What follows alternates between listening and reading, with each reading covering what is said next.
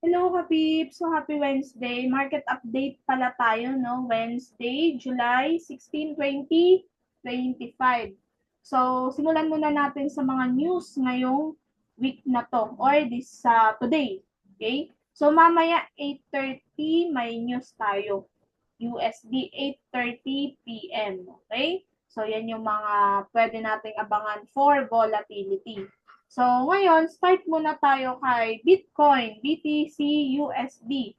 So, makikita natin, no, sa live session natin kagabi, nagkaroon tayo ng, kumbaga, na chart read naman natin to, pero today, if magkakaroon tayo ng position. So, makikita natin, buyers are in control pa rin, and nagkaroon tayo ng breakout volume sa part na to. Okay? So, ngayon, nasan ngayon si BTC USD? Nagkakaroon tayo ng pullback. So, if magkakaroon man tayo ng retest dito sa resistance or sa lower time frame, kung ire-respect niya to. Dahil nga dito sa aggressive volume na to, hindi pa naman ganun ka sobrang taas pa yung niliparan niya. So, we'll see kung magkakaroon tayo ng position sa mas lower time frame. So, for 4-hour time frame, ayan, so makikita natin, no, meron tayo dito volume. Okay, ito yung naging volume natin. And then, ngayon, nasa pullback tayo. Question ngayon, ire-respect niya ba itong level na to? Dahil nga nasa support zone tayo sa 4-hour time frame. Okay? So, check natin magkakaroon tayo ng setup sa mas lower time frame. Next na zone pala natin maliban dito sa support na to, no, is ito, kung saan tayo nagkaroon ng breakout. So, yan yung mga aabangan nating level. And ngayon, andito siya ngayon sa support zone. Makikita natin last 3 candles sa 4 hour, nagkaroon tayo ng bullish candle. Pero hindi pa sapat kasi nga, yung next candle na binigay niya is indecision candle. So, tingnan natin kung mag-e-end ba to sa 4 hour ng bullish candle. And then yung target natin sa BTC, ito lang all-time high natin. Okay? So, for 1-hour time frame naman, very obvious itong volume na to na binigay ni Bitcoin. And ngayon, andito siya ngayon sa support zone natin. So, obvious siya sa mas lower time frame, syempre.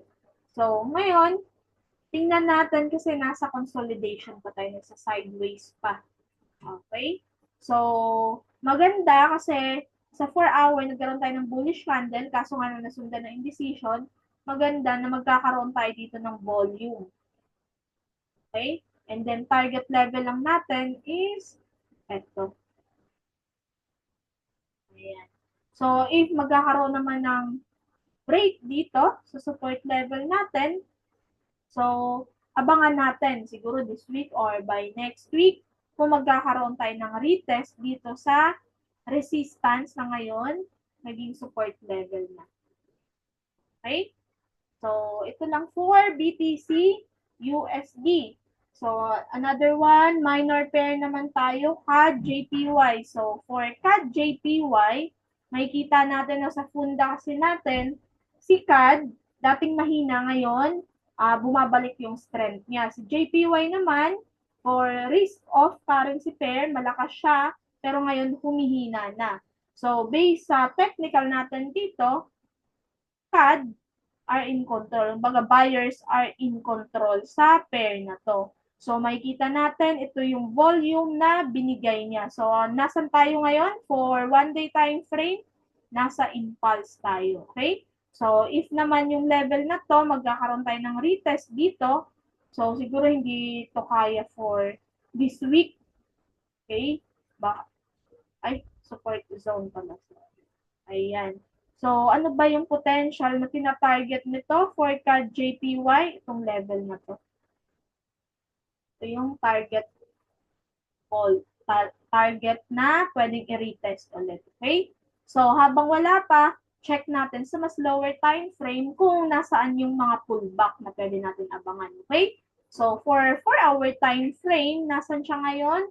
Impulsive pa rin. wala pa namang binibigay na pullback. So, nagbabadya pa lang siya for pullback. Ito, pero hindi pa rin sapat na masasabi natin pullback na yan. So, nasan yung level na pwede natin abangan?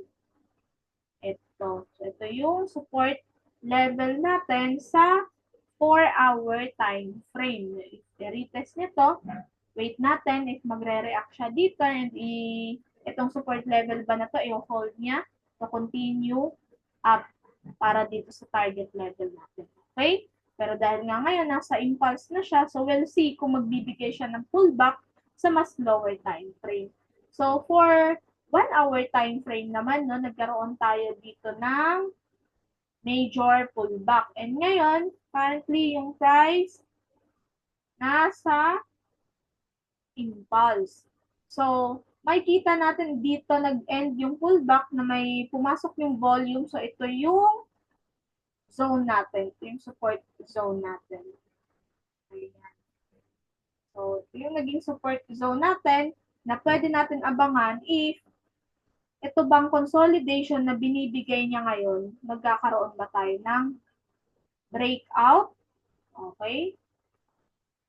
Or retest dito sa mismong support zone natin sa 1 hour kasi dito nagkaroon ng volume. Okay? So, if pwede natin abangan to, yung level na to, or itong level na to, kasi dito tayo nagkaroon ng malaking volume. Okay? So, dito nag-start. So, if dito, or ito. So, yung mga level lang na pwede natin abangan, ito, and then, another support natin for 1 hour time frame. Ito.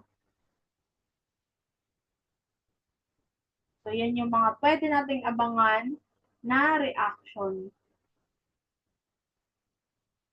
Continue up, and ito.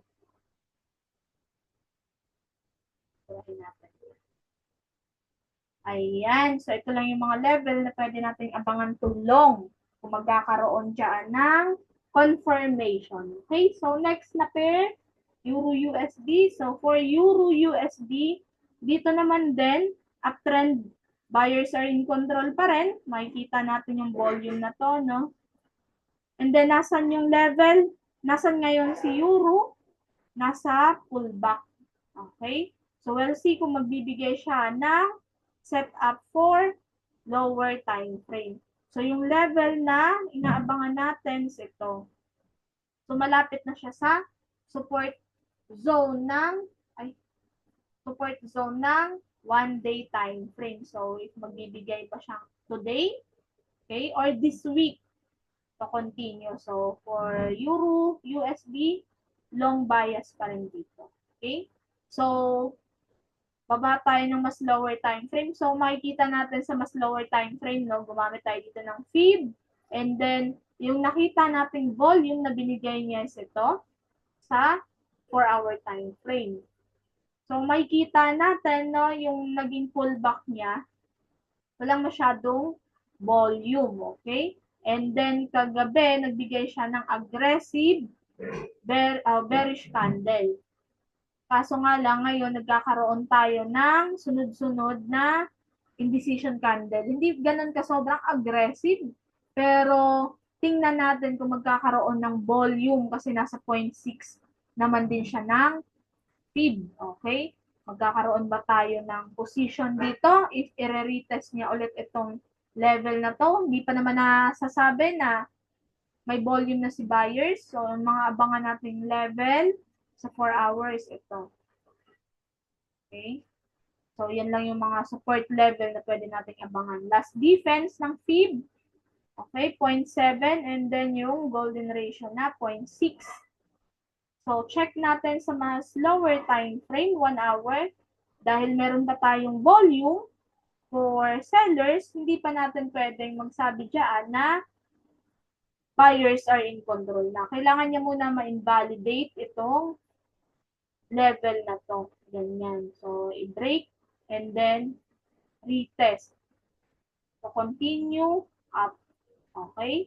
So, hanggat wala pang volume ng buyers, hindi pa natin pwedeng sabihin na pwede na tayo mag-long. So, we'll see kung i-retest niya ulit or magkakaroon tayo ng ganitong, ay, ayan. So, double bottom. Tapos, continue.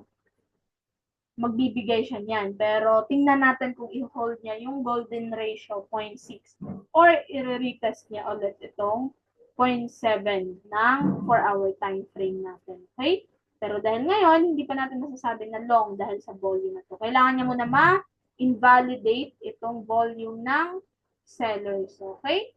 So, next natin, XAUUSD, last pair natin. So, for 1-day time frame, ano babayas natin dito? Dahil nga, trend direction niya is uptrend, so buyers are in control pa rin. Pero ngayon, nasaan tayo ngayon? Nagkakaroon tayo ng sideways. Okay? Nilalaro niya lang yung level na yan. So, nasa under pullback pa rin tayo sa gold.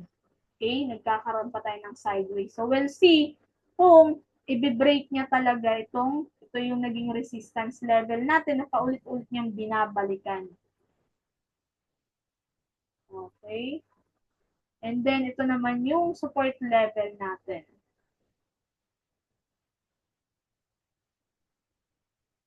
So, maganda, no, kung i-test niya itong support level natin. Pero nga, yung price, dahil nasa gitna ngayon, so, tingnan natin kung i-test niya ba itong resistance para magkaroon tayo ng break dito sa resistance or itong support level to continue up.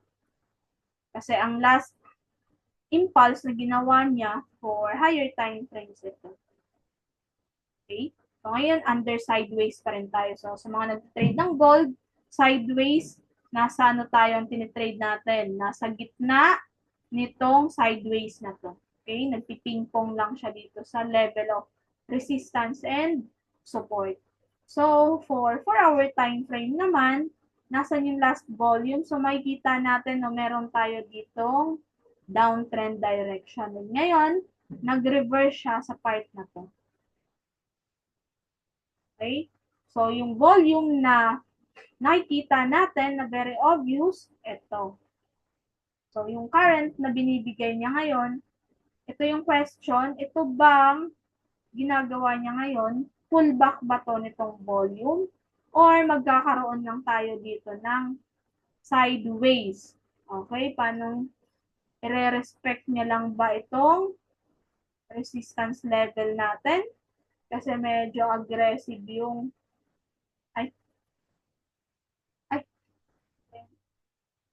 resistance. So, ito na yung support naman natin.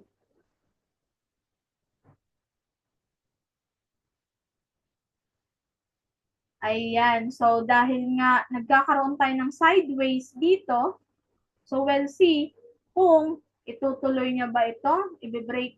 Maganda, i-break niya muna itong resistance level. Retest and then continue. Okay? Na yung target niya is itong resistance level. Pero kung magkakaroon tayo ng respect dito sa resistance, pwedeng i-test niya ulit itong support level natin. Okay?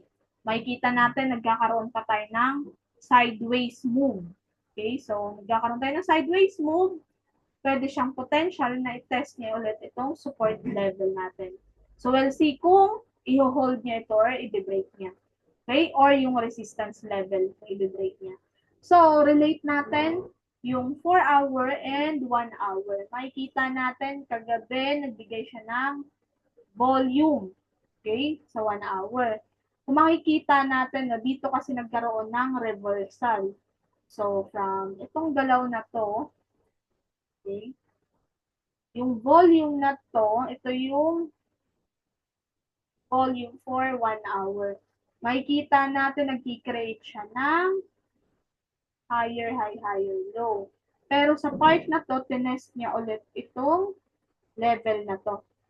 Okay? So, nasa ano tong pinapakita niya? Potential for pullback. Kasi dito nag-create ng higher high, higher low. And then ngayon, meron tayong major pullback. So, we'll see if magkakaroon tayo ng invalidation sa volume dahil nga yung pullback natin medyo aggressive ito. Okay? So, yung pwede natin laruin, kung itong level ba na to, magkakaroon ba tayo ng breakout dito, so retest, or itong level na to. Okay? So, ngayon nasa support level or resistance level siya ng 1 hour. Nasaan yung neckline na break niya. Ayan, nakatambay siya ngayon. Ito yung neckline. Break niya na ngayon, resistance level natin sa 1 hour. Okay? So, based dito sa price action, itong bearish candle na to, hindi na nasundan ng another bearish candle. So, if magkakaroon tayo, dapat itong bearish candle na to, another bearish candle, pero makikita natin na hinila kagad. And then, yung pullback na to, medyo volume. Okay? Nagkaroon pa nga tayo dito ng confirmation candle. So, we'll see if i-break niya itong neckline na to. I-hold niya ba or i-break? So, ito na yung resistance level natin sa 1 hour time frame. And if i-break niya yan, potentially, invalid niya itong volume na to. Kakaroon tayo ng invalidation. Okay?